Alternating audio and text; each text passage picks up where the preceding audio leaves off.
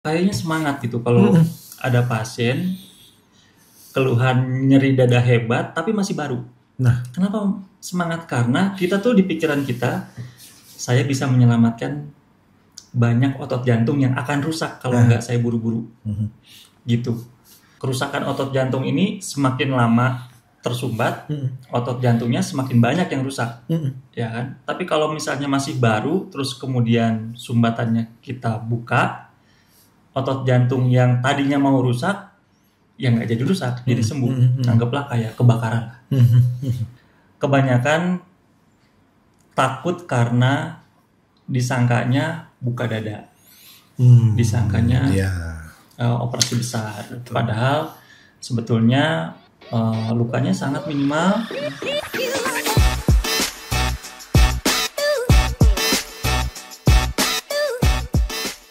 ya halo Sobat Sentra, ketemu lagi kita di program podcast Sentra Medica Hospital Group. Kali ini kita berada di Sentra Medica Hospital Cikarang. Pada kesempatan kali ini kita akan membahas topik yang menarik juga, ya pastinya karena akan mengupas tuntas persoalan-persoalan penyakit jantung, terutama tindakan-tindakan yang mungkin pernah Sobat Sentra mendengarnya.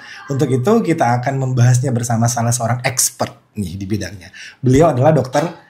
Hervin Ramadhani, SPJPVH dari Sentra Medica Hospital Cikarang. Halo, selamat sore dokter, apa kabar? Halo, baik dok. Luar biasa. Senang banget bisa ketemu dokter Hervin karena kita akan banyak tanya-tanya nih dok seputar tindakan-tindakan tertentu yang mungkin cukup sering kasusnya dokter tangani begitu ya dok di Sentra Medica Hospital Cikarang mengenai pasang ring jantung dan juga bypass jantung. Nah, ini saya pengen tanya nih dok, sebenarnya dua tindakan seperti operasi pasang ring jantung ataupun juga bypass jantung itu sebenarnya ditujukan untuk kasus-kasus seperti apa nih dok? Terutama untuk pasang ring jantung dulu nih. Ya, kalau dipisah-pisah begitu sebetulnya agak sulit ya. Jadi setiap pengobatan itu ada maksudnya tersendiri. Ya, ada goalsnya tertentu. Betul. Pada kondisi apa baik dilakukan tindakan operasi bypass, pada kondisi apa yang paling baik dilakukan tindakan pasang ring gitu ya. Jadi sebenarnya ada maksud tersendiri. Nah, kalau bypass yang terbaik biasanya pada kondisi-kondisi yang pertama pasiennya itu fungsi pompa jantungnya rendah. Ya. Yang kedua penyumbatan pembuluh darahnya banyak. Jadi lebih dari 3 titik. Kemudian sumbatan pembuluh darahnya meluas. Istilahnya tuh diffuse. Ya. Kemudian pada diabetes mellitus ya itu mungkin yang terbaik dilakukan tindakan bypass. Tujuannya apa? Supaya outcome jangka panjang ya lebih baik. Tapi kalau pasien-pasien pada serangan jantung contohnya, tentu kita kalau serangan jantung di operasi bypass persiapannya lama, panjang, ya. Kemudian pasti resiko tinggi. Jadi sehingga kita butuh yang serba cepat. Ya, pasang ring jadi opsi nomor satunya kalau pada serangan jantung.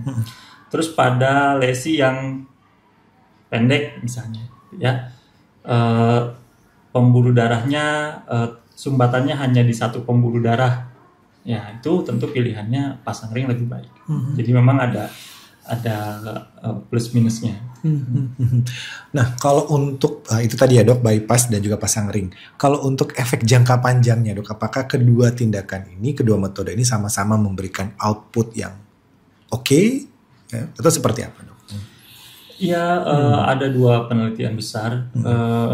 Dua-duanya comparable. Ya, kalau pada kondisi diabetes tadi, kemudian pada pembuluh darah yang sumbatannya banyak, ya favorable ke bypass. Jadi kalau pasien usia lebih muda, pompa jantungnya masih baik, ya kan, favorable ke PCI. Ke PCI. Jadi tergantung. Ini dok, saya punya pertanyaan lagi dok. Untuk indikasi dan juga faktor risikonya. Sebenarnya apa sih dok tanda-tanda ataupun juga gejala nih yang mungkin mengindikasikan bahwa seseorang ini butuh yang ini nih, butuh salah satunya begitu loh, misalkan PCI atau butuh. Jadi menariknya di kardiologi ini kita punya teman baik namanya dokter bedah kan. Jadi kita biasanya diskusi dulu dengan dokter bedah. Jadi kita lakukan cardiac conference namanya. Jadi setelah pasien ini dilakukan pemeriksaan kateterisasi atau angiografi, sudah tergambar tuh pembuluh darahnya kan. Setelah pembuluh darahnya tergambar, ternyata wah sumbatannya banyak nih. Kemudian dari pasiennya sendiri ada cerita, saya punya diabetes sudah lama nih dok. Kemudian fungsi ginjal saya misalnya kurang bagus. Dari clue-clue kayak gitu, kita biasanya melakukan cardiac conference dulu. Kita panggil dokter bedah, terus ditampilkan hasil pemeriksaan kateterisasinya, angiografinya. Kemudian ya kita diskusi. Ini kondisi pasiennya secara klinis, nyeri dadanya terus-terusan. Kemudian fungsi pompa jantungnya bagaimana, fungsi ginjalnya bagaimana, riwayat pengobatan gulanya bagaimana, tidak terkontrol atau sudah mulai terkontrol. Kemudian baru kita lihat gambaran kateterisasinya, pembuluh darahnya. Baru kita putuskan bersama. Gitu. Oke, yang seperti ini silakan Anda lakukan demi kebaikan pasien, gitu misalnya. Atau dokter bedahnya, wah ini saya akan sulit nih kalau pasang graf di pembuluh darah ini. Silakan dokter Ervin, mendingan dipasang ring aja. Jadi ada pertimbangan-pertimbangan gitu ya dok ya. Biasanya dok kalau misalkan ada pertimbangan tertentu yang mungkin dari dokter bedah mungkin kurang menganjurkan dokter Ervin ini kayaknya jangan dulu nih dok gitu, misalkan kita lakukan PCI atau jangan dulu nih dok kita lakukan bypass, misalkan ada seperti apa dok contohnya? Kalau jangan dulu itu jangan berarti dulu. Jadi pada prinsipnya kita mesti dari awal kita tahu apakah pasien ini kandidat untuk dilakukan revaskularisasi. Artinya sumbatannya dibuka dengan cara apa? 2 cara kan? Pasang ring atau bypass. Itu dulu berarti dari awal kita harus tahu apakah ini kandidat yang punya indikasi kalau dilakukan pembukaan aliran darah itu punya manfaat untuk pasien gitu. Kalau dari awal nggak ada indikasi itu, tentu kita nggak akan lakukan pemeriksaan angiografi misalnya gitu. Jadi dari poliklinik kita lihat data-data pasien, kita lihat keluhan pasien. Kalau kita anggap pasien ini tidak punya manfaat untuk dilakukan tindakan pembukaan pembuluh darah, tentu kita nggak akan anjurkan Bapak di kateter ya, atau Bapak dilakukan pemeriksaan CT scan ya, enggak. Dari awal kita enggak. Dari awal kita bilang Bapak pakai obat aja ya. I see. Gitu. Okay. Jadi kita dari awal kalau kita tahu ini pasien punya manfaat, baru kita sarankan untuk di kateter.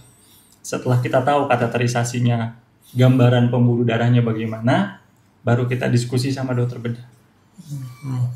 Jadi memang pertimbangan awal bisa juga dengan medikamentosa dulu dok, dengan pengobatan dulu. Betul. I see, oke. Pada jangka waktu seperti apa dok? Misalkan dari dia dikasih terapi obat medikamentosa, wah ini sepertinya kurang ada perubahan signifikan nih dan harus dilakukan tindakan seperti itu dok. Iya. Pada saat obatnya sudah optimal. Gitu. Jadi pasien datang dengan keluhan nyeri dada. Kemudian kita berikan 1 obat. Tentu kita nggak mau berikan banyak obat kan untuk pasien karena minum obat kan PR ya, beban ya. Beban, betul. Belum lagi kos, belum lagi waktu dan lain-lain. Jadi kita berikan obat yang kita anggap cukup untuk meredakan keluhannya. Kemudian mungkin 1 minggu atau 2 minggu kita evaluasi lagi. Jadi dari sisi keluhan itu penting jadi masukan buat dokternya. Kemudian dari situ kita masuk ke pemeriksaan penunjang. Dari pemeriksaan penunjang itu ada 2 yang kita mau lihat, anatominya sama fungsinya. Gitu. Kalau untuk anatomi kita bisa andalkan 2 modalitas. Yang pertama CT scan, yang kedua kateterisasi. untuk lihat sumbatannya tuh di mana, berapa banyak, apakah ada di tempat yang fatal atau enggak. Yang kedua, fungsional test. Fungsional test tuh kalau apa panggilannya? Sobat Sentra. Sobat Sentra. Sobat Sentra pernah dilakukan treadmill, pasti semua orang kayaknya kalau medical check-up iya pasti pernah lah ya dok ya, betul. Nah jadi itu salah satu fungsional test. Gitu. Kita nggak bisa lihat anatominya, tapi kita bisa tahu fungsi pembuluh darahnya kira-kira bagaimana, apakah sempit atau enggak. Dua modal tadi itu kita mesti lakukan pada pasien-pasien yang ada keluhan mudah lelah, sesak nafas, nyeri dada. Jadi obat pasti kita berikan, kemudian kita lakukan pemeriksaan penunjang tambahan tadi. Bagaimana dok misalkan dengan CT kardiak? Apakah itu juga bisa kita lakukan untuk pasien-pasien dengan kondisi-kondisi seperti tadi, atau bisa, ini CT kardiak sepertinya untuk deteksi aja nih? Itu bagaimana dok baiknya? Baiknya kembali ke ke pasiennya. Apakah pasien misalnya kan gini, pasien jantung tuh uniknya adalah dia biasanya orang tua. Nah, sudah punya pengapuran di lutut. Pengapuran di lutut, ya kan. Jadi kalau misalnya dilakukan fungsional test seperti treadmill, tentu saja ketersediaan treadmill ada di mana-mana, ya kan, luas sekali jangkauannya, di setiap rumah sakit ada. Betul. Tapi kadang-kadang pasiennya mempunyai keterbatasan, sakit kakinya kalau diajak jalan sambil nanjak atau diajak jalan cepat, sehingga CT scan saat ini jadi pilihan utama untuk melihat anatomi jantung, anatomi pembuluh darah jantungnya itu bagaimana. Dan itu juga bisa dipakai untuk menyingkirkan sakit koroner. Contohnya ini. Ada laki-laki umur 30 tahun, keluhannya nyeri dada, bolak-balik nyeri dada terus. Kita udah kasih obat, tapi nyeri dada lagi. Kemudian dari hasil EKG-nya, kebetulan hasil EKG-nya menunjukkan abnormalitas. Tentu dokter pengen jelas, pasien juga pengen jelas. Betul. Ya, kalau pengen jelas berarti harus nyampe nih mata dokter dan mata pasien itu sama-sama melihat pembuluh darahnya kan gitu. Jadi kalau udah ngelihat pembuluh darahnya, pasien yakin dia nggak kenapa-kenapa, dokter juga yakin dia nggak kenapa-kenapa. Padahal keluhannya jelas banget nyeri dada. Jadi dia CT scan, kemudian nanti dilihat, wah ternyata normal. Berarti nyeri dadanya bukan dari koroner. Gitu. Jadi kita bisa menyingkirkan. Nah, jadi CT scan itu juga bisa dipakai untuk rule out. Bukan rule in. Bukan bisa rule out. Rule out juga bisa ya. Oke. Ini menarik banget ya dok, kasus-kasus di jantung ya dok. Nah kalau misalkan kita masuk ke tindakan tadi dok, untuk PCI, pasang ring dan bypass sendiri, untuk proses recovery-nya gimana dok? Apakah salah satu lebih lama atau sama aja? Atau bagaimana sih dok proses recovery biar pasien Sobat Sentra tahu nih gitu dok? Recovery-nya tentu yang minimal invasif lebih cepat. Ya, makin kesini kayaknya trennya kan semua apa-apa minimal invasif. Ya. Betul, dok. Bahkan si ABG juga minimal invasif ada ya. Minimal sayatan gitu ya. Minim perdarahan. Betul. Ya, jadi di dokter bedah sendiri sudah ada tuh teknik-teknik itu. Ya. Bahkan sekarang robotik juga ada di mana-mana ya dok ya. Kalau di bedah mungkin tidak masuk ke CPB atau pompa, jadi off pump, tidak pakai pompa.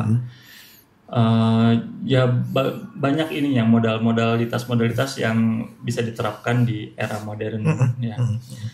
Jadi kalau PCI tentu saja saya sebagai intervensi biasanya melihat pasien-pasien ini bisa pulang hari kalau nggak sulit gitu ya, minim komplikasi pada saat tindakan. Biasanya penyulit nggak ada. One day care. One day care. Oke, benar-benar atau literally nggak perlu lama-lama di rumah sakit, Betul, dokter ya. Oke. Jadi minim cost juga nanti kan pada pasti saat ujung-ujungnya kan akan ke sana ya dokter ya. Oke, menarik nih. Nah dok, ini sebagai pencegahan preventif dok, apa mungkin yang bisa dokter sampaikan ke Sobat Sentra supaya bisa tercegah dari ya penyakit jantung koroner ataupun juga hal-hal berbahaya? Kan kita lebih baik mencegah daripada mengobati ya dok ya. Betul. Nah, seperti apa dok mungkin yang bisa disampaikan? Pencegahan ya makin kesini ya sebetulnya kita harus lebih ini ya ke pencegahan ya lebih. Tapi sudah dilakukan sih saya lihat ya dengan medical check up dan lain-lainnya. Cuman mungkin agak salah dimengerti, disangkanya medical check up itu untuk cari penyakit. Nah, iya kan? Ya Orang awam mikirnya, waduh jangan ketahuan nih sakit apa gitu ya dok ya. Tentu saja kalau medical check up cari penyakit kayaknya nggak akan ketemu. Ya, biasanya cari faktor risiko. Misalnya kalau di jantung itu kita khusus tahu, MCU jantung ya dok MCU jantung ya, ada 5 faktor risiko. Nah, apa aja tuh dok? Ada hipertensi, diabetes, kolesterol, merokok, dan keturunan. Ya. Jadi yang kita pengen lakukan intervensi itu ketika ada ditemukan misalnya kolesterolnya tinggi, ya kita intervensi dari sekarang. Kalau misalkan kita nggak pernah medical check up, kita nggak pernah tahu. Ya. Jadi kolesterol LDL penting untuk kita tahu. Kemudian apakah kita punya diabetes atau enggak? Ya kita periksa misalnya gula darah puasa, gula darah 2 jam setelah makan, HbA1c, ya. Dan pemeriksaan yang sekarang medical check up saya pikir udah sampai ke pemeriksaan HbA1c gitu ya. Jadi udah mulai bagus sehingga kita bisa tahu bahkan di kondisi pre-diabetes kita sudah bisa terdeteksi. Yang belum jadi penyakit, belum jadi diabetes, masih pre-diabetes kita sudah tahu, dan itu harus diintervensi gitu ya. Diintervensi baik dengan obat atau dengan perubahan gaya hidup. Jadi aku pikir lebih ke situ ya, lebih ke temukan faktor resiko dan treat faktor resikonya gitu. Selain intinya sih kalau jantung lebih simpel, jadi banyak bergerak. Jadi sepanjang hari itu harus aktif, ya harus aktif, dan aktivitas fisik itu harus dipisahkan dari olahraga. Jadi kalau kayak saya jalan di pabrik 30 menit itu dianggap olahraga. Nah, itu bukan olahraga, itu namanya. Itu mitos ya. Itu aktivitas fisik. Aktivitas fisik. Ya. Olahraga harus kita punya waktu buat olahraga. Gitu ya, memang terpisah. Dan disarankan olahraganya itu ya jangan yang intensitas ringan ya, intensitasnya coba agak sedang gitu ya, supaya manfaatnya lebih banyak. Untuk durasinya dok, sebaiknya sehari atau seminggu berapa kali? Minimalnya berapa 30 menit minimal 30 menit. Seminggu berapa? Setiap hari dok? 4 sampai 6 kali per minggu. 4 sampai 6 kali per minggu ya. Jadi udah cukup lah itu ya dok ya, 30 menit. Olahraganya kan harus kardio juga, tapi juga strength training juga. Gitu. Gimana dok kalau misalkan orang-orang tertentu yang suka nge-gym tuh ya, mengangkat beban dengan beban itu oke nggak sih dok? Ini pada orang sehat atau orang kena sakit jantung? Bisa dua-duanya nih dok, seperti apa? Kalau orang sehat dulu. Orang sehat kan sebetulnya tetap ya harus familiar sama alat, ya kan. Tapi kalau orang sakit jantung, menurut saya harus didampingin. Sama personal trainer. Ada PT-nya, ya, personal trainer. Karena dia akan catat perkembangannya. Kalau mau naik beban atau mau nambah harus dia lihat dia mampu apa enggak. Jadi aku pikir harus ada trainernya yang dampingin. Kalau orang sehat ya relatif lebih loose lah ya. Iya, betul. Oke, jadi memang itu tadi ya, aktivitas fisik harus berbeda ya, beda dengan olahraga ya dok. Ya. Jangan disamakan. Jangan sama. Ya kayak biasanya kan ibu-ibu, saya masak, saya nyuci, saya ngepel. Iya, dianggap olahraga. Iya, sehari penuh nggak istirahat itu olahraga gitu ya. Iya. Olahraga berbeda ya. Olahraga berbeda. Oke, ini kita ke tantangan nih dok. Sejauh ini dok, apa sih tantangan bermakna yang mungkin dokter jantung temui atau sebagai kendala di lapangan? Kadang mungkin orang salah mengartikan, misalkan mispersepsi tentang pasang ring jantung dengan bypass tuh ada nggak dok tantangan-tantangan yang orang suka salah kaprah gitu loh? Salah kaprahnya kalau pada kondisi yang harus cepat ya. Misalnya pasien datang ke UGD dengan keluhan nyeri dada berat, onsetnya dari pertama kali nyeri dada dia masih fresh banget nih, masih awal banget ya, masih katakanlah 2-3 jam. Tentu kita ini dokter, apalagi dokter jantung gitu kayaknya semangat gitu kalau ada pasien keluhan nyeri dada hebat tapi masih baru.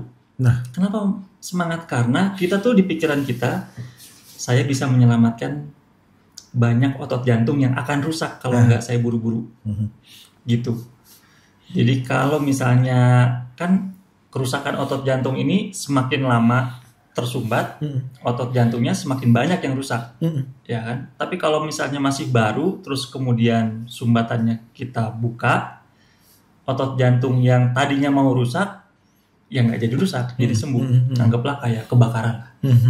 Pemadam kebakaran kan kalau misalnya masih di satu gedung nih, buru-buru ke sini, semangat. Tapi kalau sebelum apinya menjalar sebelum apinya menjalar. Tapi kalau sudah menjalar ya sudah lemes juga tuh di jalan tuh, gitu. Nah jadi kebanyakan takut karena disangkanya buka dada. Disangkanya operasi besar. Betul. Padahal sebetulnya lukanya sangat minimal. Kalau misalnya semakin cepat kita lakukan semakin baik. Cuman untuk memberi pengertian di saat lagi kalut semuanya, panik, itu juga susah. Ya. Untuk menenangkan keluarga ya dok. Iya, betul. Jadi keluarga mungkin di Indonesia itu yang saya temukan pengennya dokter itu juga sebagai bisa menenangkan. Betul. Padahal kita itu sebetulnya kalau bilang apa adanya gitu ya, Bapak ini serangan jantung harus dilakukan tindakan segera. Itu ada juga orang yang dokter nih kok nakut-nakutin. Iya. Jangan dokter sengaja nih biar dioperasi gitu. Padahal dari rumah kita senang karena masih baru nih. Masih kita pikiran kita kan masih banyak yang bisa selamat nih gitu. Otot jantungnya. Jadi itulah ya yang mispersepsi ya dok. Iya. Oke. Paling terakhir dok, bukan tantangan, kedepannya dokter sebagai seorang spesialis jantung melihat dengan adanya teknologi yang terus berkembang, apakah akan ada lagi metode atau inovasi-inovasi terbaru dok untuk intervensi soal jantung ini? Ya, ini kita lagi di dunia itu, di dunia yang lagi berkembang itu. Ya, jadi mungkin kita nggak bicara 10 tahun ya, karena kita sudah ada di dalamnya sekarang. Betul. Ya, jadi perkembangannya itu sangat masif sekali. Tentu saja di dunia barat sudah mulai, ke timur nih, ke Indonesia masih agak lambat karena mengenai cost juga mungkin jadi pertimbangan. Tapi sebetulnya dokter-dokter di Indonesia catch up sama perkembangan di luar sana. Kita mau pakai terkendala dengan biaya. belum masuk lah ke sini. Sebetulnya kalau kita ikut simposium di luar, tentu kita sudah terpapar di sana. Cuman bagaimana ya kalau kita pakai ini di sini, kita pengen juga pakai yang kontemporer gitu ya, yang kekinian gitu. Kita pengen juga, karena kalau di luar negeri mungkin kita udah coba ke ke robot misalnya gitu, tapi di sini kita mau coba ya, kayaknya masih berat. Tapi kita sebenarnya sudah terpapar kok, kita sudah tahu perkembangannya sudah sampai mana. Dan untuk stand sendiri, ring sendiri itu juga banyak berubah. Kalau dulu pemasangan ring itu kalau sekarang itu ada balon obat. Balon obat ya. Jadi balon obat. Nah, jadi itu bisa dipakai untuk kondisi-kondisi tertentu. Jadi kita punya banyak modal, punya banyak senjatanya sekarang. Semakin banyak senjatanya. Modalitasnya banyak ya dok. Senjatanya makin banyak supaya outcome-nya lebih baik gitu. Terus ring juga generasi sekarang sudah generasi yang bagus ya. Jadi sebetulnya mungkin kalau ada penelitian lagi kita bisa setara lah sama operasi bypass mungkin ya di masa yang akan datang, karena semakin kesini alat-alat yang dipakai semakin canggih. Mudah-mudahan. Ya, harapannya ke depan setara dengan Singapura ya dok ya. Iya. Paling terakhir banget, kalau misalkan ada Sobat Sentra mau konsultasi dokter praktek di hari apa, jam berapa gitu dok? Saya praktek di Rumah Sakit Sentra Medika Cikarang harinya Rabu dan Sabtu. Kalau hari Rabu saya praktek jam 12 sampai jam 3. Kalau hari Sabtu jam 11 sampai jam 2. 11 sampai jam 2. Ya. Oke, ya jadi Sobat Sentra kalau mau ketemu Dokter Hervin 2 hari itu ya dok? 2 hari. Dicatat, Rabu dan Sabtu. Rabu Sabtu. Oke, baik. Terima kasih banget dokter untuk sharing-sharing bermanfaatnya ya. Sama-sama. Ya, nanti kita undang lagi dok untuk ngobrol-ngobrol lebih banyak lagi dengan topik-topik menarik lainnya dok. Siap. Terima kasih banget dok ya. Baik Sobat Sentra, demikian obrolan menarik kita bersama Dokter Hervin mengenai tindakan intervensi ya, baik pasang ring jantung ataupun juga bypass jantung. Mudah-mudahan bermanfaat untuk Sobat Sentra sekalian. Ingin sehat, ingin konsultasi, ke Sentra aja. Sampai jumpa.